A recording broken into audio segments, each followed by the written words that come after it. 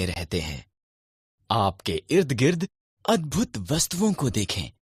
आओ हम आरंभ में चलें और देखें कि बाइबल इसके बारे में क्या बताती है कि ये कैसे आरंभ हुआ।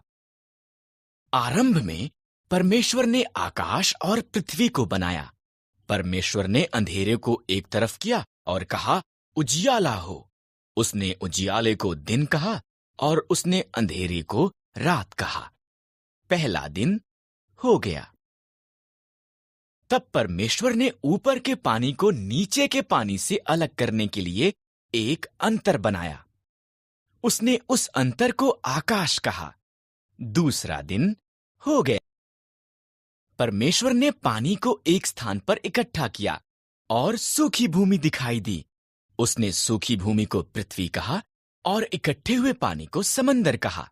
तब उसने घास, अनाज के पौधे और पेड़ बनाए। तीसरा दिन हो गया। तब परमेश्वर ने आकाश में ज्योतियां बनाई। उसने दिन के लिए सूर्य, रात के लिए चंद्रमा और सभी तारे बनाए। चौथा दिन हो गया।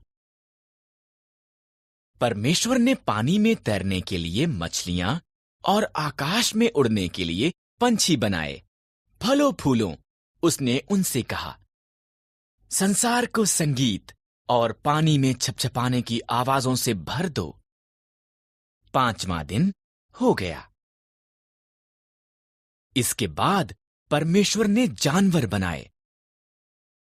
उसने खेतों के जानवर, जंगली जानवर और जानवर जो भूमि पर रेंगते हैं को बनाया। अभी केवल एक और चीज बनानी है। परमेश्वर ने कहा, सब चीजों से विशेष अभी केवल एक और चीज बनानी है। इस तरह परमेश्वर ने आदमी और औरत को उसके स्वरूप में बनाया। फलों फूलों उसने कहा, संसार पर अधिकार रखो। मछलियों, पंछियों और जानवरों की देखभाल करो। छठवां दिन हो गया। तब परमेश्वर ने सब कुछ जो बनाया था उसे देखा। ये बहुत अच्छा है, उसने कहा। इस तरह सातवां दिन उसने विश्राम किया और उस दिन को विशेष बना। मैं चाहता हूं कि तू हारान को छोड़े और किसी और देश में जाए। परमेश्वर ने अब्राहम को ये नहीं बताया कि हारान कहां पर था। मुझ पर भरोसा कर, परमेश्वर ने कहा। ये कर, परमेश्वर ने कहा, और तेरी संतान एक बड़ी जाति बन जाएगी। कैसे? अब्राहम को आश्चर्य हुआ। उसकी पत्नी सारा बच्चे पैदा करने के लिए बहुत बूढ़ी थी। मुझ पर भरोसा कर, परमेश्वर ने कहा। जहां मैं कहता हूं वहां जा। परमेश्वर ने कहा, और तेरी संतान जितने आकाश में तारे हैं उससे ज्यादा होगी। वो पूरे संसार के लिए आशीष होंगे। मुझ पर भरोसा। अब्राहम ने परमेश्वर पर भरोसा किया। उसने सारा, उसके भतीजे लूत और सब कुछ जो उसका था उसे लिया। वो वहां गया जहां परमेश्वर ने उसे जाने के लिए कहा था। वो कनान के देश में गया। वहां पहुंचकर अब्राहम ने शकेम में डेरा लगाया। परमेश्वर उसको प्रकट हुआ। मैं ये भूमि तुझे और तेरी संतान को दूंगा, परमेश्वर ने कहा।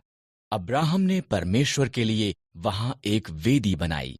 अब्राहम ने परमेश्वर की वादा की हुई भूमि पर यात्रा की। वो खुश था कि उसने परमेश्वर पर भरोसा किया था। इसलिए उसने एक और वेदी बनाई और उस सब के लिए परमेश्वर का धन्यवाद किया जो उससे वादा किया गया था। अब्राहम की बड़ी परीक्षा।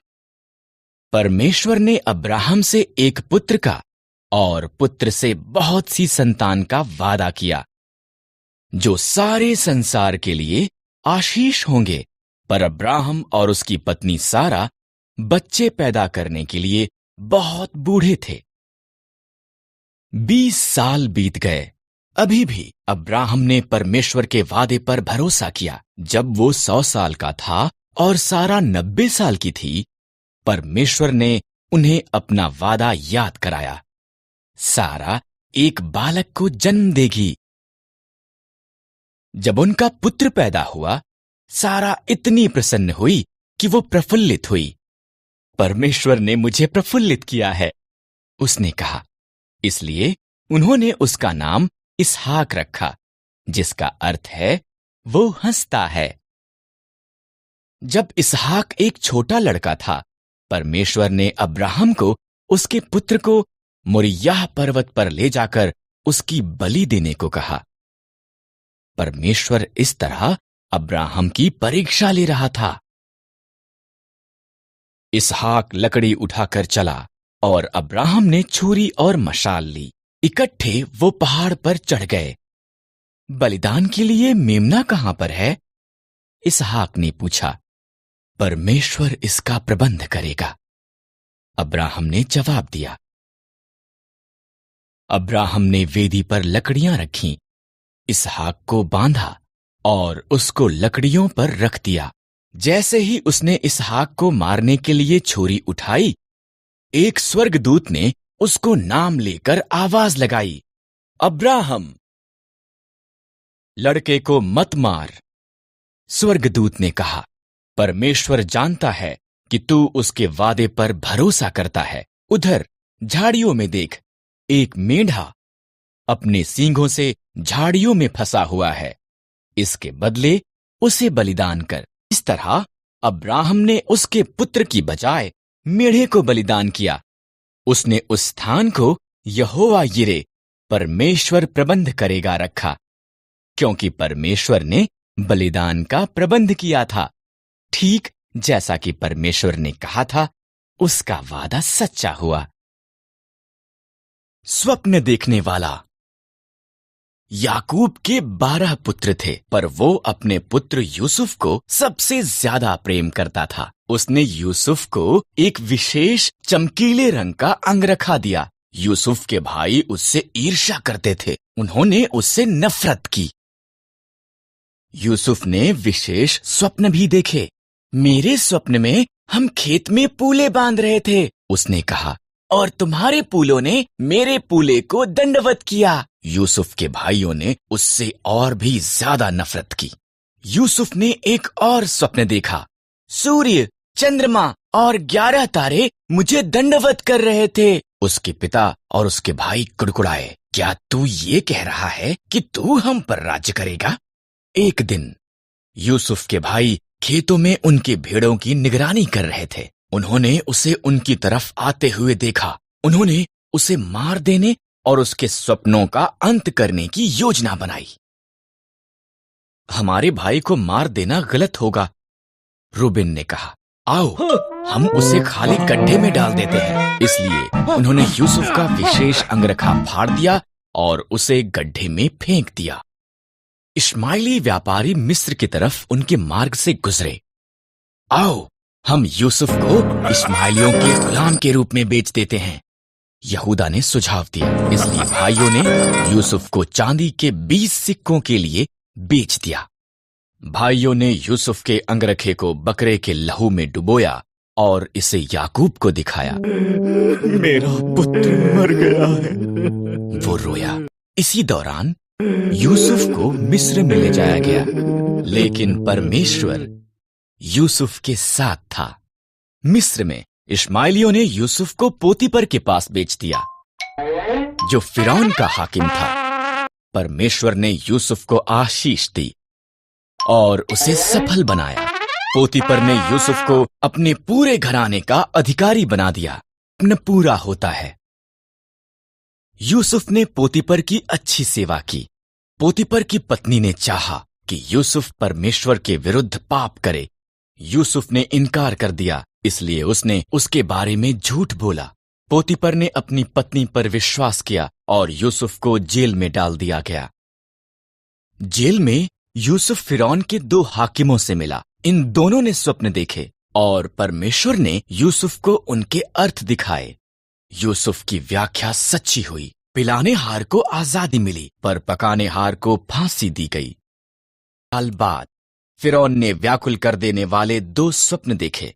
पिलानेहार को जो यूसुफ ने उसके लिए किया था याद आया और फिरौन को बताया। इस तरह फिरौन ने यूसुफ को बुलाया और उसे अपने स्वप्न बताए।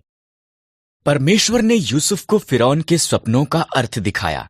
7 साल तक भरपूर फसल होगी, यूसुफ ने कहा। इसलिए भोजन को जमा कर लें, क्योंकि इसके बाद 7 साल का अकाल होगा। फिरौन यूसुफ की बुद्धि से प्रभावित हुआ, इसलिए उसने यूसुफ को सारा भोजन एकत्र करने का जिम्मा सौंपा। फिरौन को छोड़ मिस्र में कोई भी यूसुफ से ज्यादा शक्तिशाली नहीं था। यूसुफ के भाई मिस्र में भोजन खरीदने के लिए गए। उन्होंने यूसुफ को दंडवत किया, पर उसे पहचान नहीं पाए। जब उसने देखा कि वो बदल चुके थे, तब उसने उन्हें बताया कि वो कौन था। भाई भयभीत हो गए थे। तुम लोगों ने मेरे लिए बुराई का विचार किया, यूसुफ ने कहा, परंतु परमेश्वर ने उसे भलाई के लिए प्रयोग किया। हमारे पूरे परिवार को मिस्र में ले आओ, हमारे पास खाने के लिए भरपूर होगा। एक बच्चा और एक झाड़ी। मिस्र इजरायलियों से भरा हुआ था। नया फिरौन डरता था कि इजरायली बेहद शक्तिशाली बन जाएंगे, इसलिए उसने उन्हें गुलाम बनाकर उनसे बेहद बुरा बर्ताव किया। फिरौन ने आदेश दिया कि सभी इजरायली लड़के मार दिए जाएं। एक स्त्री ने अपने लड़के को टोकरी में रखा और उसे नदी के किनारे छोड़ दिया। उसकी बहन उसे देखती रही। फिरौन की बेटी नदी के किनारे नहा रही थी। उसे बच्चा मिल गया और उसने उसे रखने का निर्णय लिया। उसकी बहन ने उसके पालन पोषण के लिए उसकी माता की सहायता की पेशकश की। फिरौन की बेटी ने उसका नाम मूसा रखा। मूसा बड़ा हुआ। एक दिन उसने देखा कि एक मिस्री इजरायली को मार रहा है। मूसा ने मिस्री को मार दिया और मिद्यान को भाग गया और 40 साल तक एक चरवाहा होकर रहा। मूसा होरब पर्वत पर अपनी भेड़ों की निगरानी कर रहा था। परमेश्वर की आवाज एक जलती झाड़ी से बोलने लगी, मूसा, मेरे लोग कष्ट में हैं। मैंने उन्हें आजाद कराने के लिए तुझे चुना है। मैं नहीं कर सकता, मूसा ने जवाब दिया। मैं तुम्हारी सहायता करूंगा, परमेश्वर ने वादा किया। अपनी लाठी नीचे फेंक।